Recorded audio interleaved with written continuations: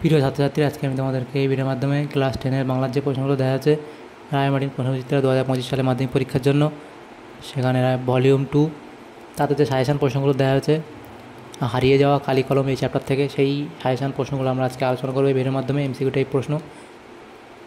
তো শুরু করা যাক।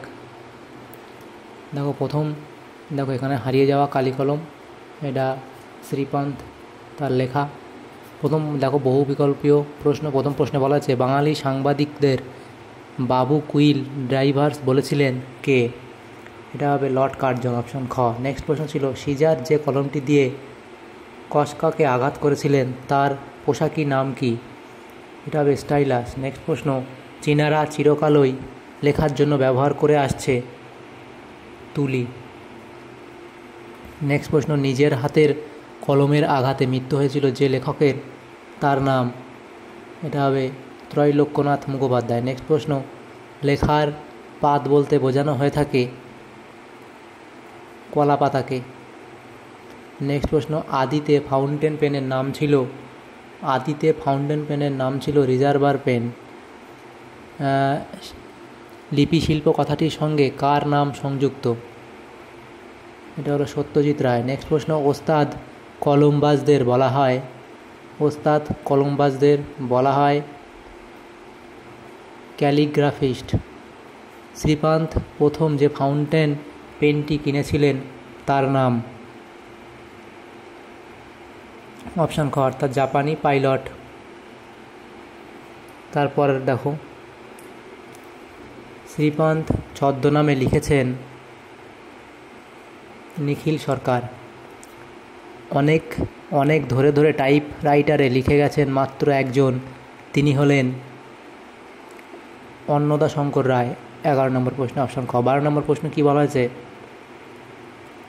কালীর অক্ষর নাইকো পেটে চণ্ডী পড়েন সে কালীঘাটে।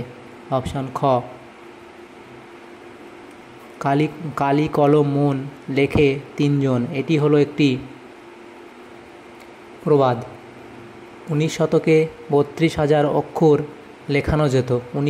19 শতকে 32,000 অক্ষর লেখানো যেত 12 আনায়। তিল ত্রিফলা শিমুল ছালা। ত্রিফলা হলো আমলকি হরিতকি বহেরা। শ্রীপান্থ ফিনিশীয় হলে বনপ্রান্ত থেকে কুড়িয়ে নিতেন একটা হাড়। অপশন ক।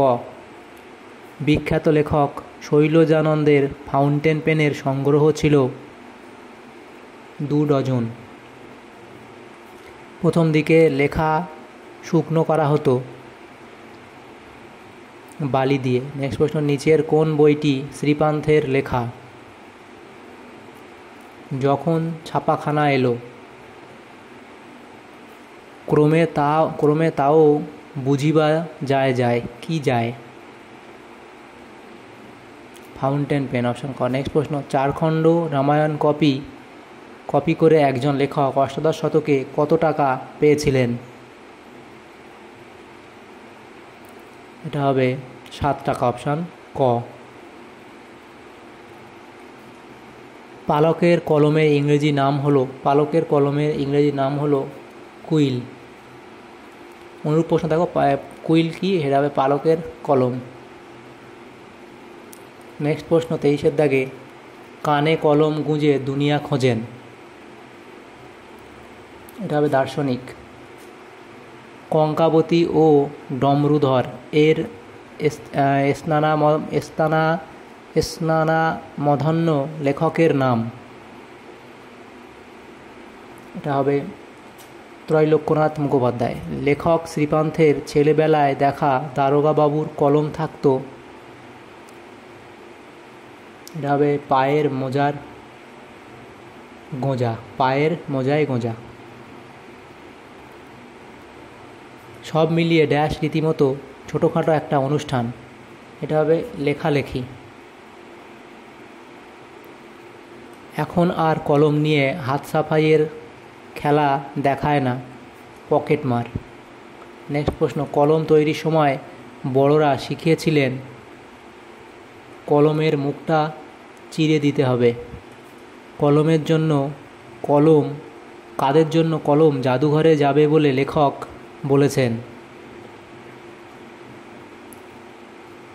কম্পিউটারের জন্য। পরের প্রশ্ন, ড্যাশ সকলের দাবি মেটাতেই তৈরি। সকলের দাবি মেটাতে তৈরি ছিল। এটা হবে যন্ত্রযুগ। কলকাতার ইতিহাসেও এ ধরনের ড্যাশ কাহিনী রয়েছে। কলকাতার ইতিহাসেও এ ধরনের ড্যাশ কাহিনী রয়েছে। এটা তোমাদের হবে ডুয়েল বা দ্বৈরথের। নেক্সট প্রশ্ন, লিপিকরদের ডেকে পুঁথি নকল করতেন সাধারণ গৃহস্থরা। লেখকরা অনবরত তা দিয়ে লিখে চলেছেন। কি দিয়ে লিখে চলেছেন? এটা হবে কিবোর্ড দিয়ে।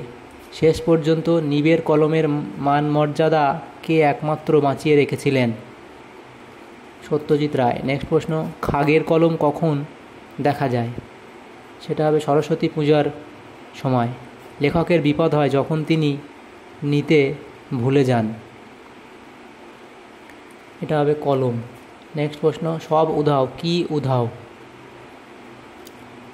কঞ্চির কলম, খাগের কলম, পালকের কলম। ছিঁড়ে পত্র না ছাড়ে মাসি। মাসি কথার না ছাড়ে মসি। মসি কথার অর্থ কী? মসি কথার অর্থ হলো কালি। অপশান খ। নেক্সট প্রশ্ন, লেখক যে কলমের ভক্ত ছিলেন কালি খেকো কলমের। অপশান ঘ। তাহলে দেখো এখানে হারিয়ে যাওয়া কালি কলম, এই যে চ্যাপ্টার, এখান থেকে যে প্রশ্নগুলো ছিল এমসিকিউ টাইপ প্রশ্ন, সেগুলো আমরা আজকে আলোচনা করলাম। পরবর্তীদের পরের যে চ্যাপ্টার সেটা আলোচনা করব। যদি তোমাদের সামান্য উপকার এসে থাকে আজকের ভিডিওটা, অবশ্যই এটা লাইক করবে। Thank you, thanks for watching.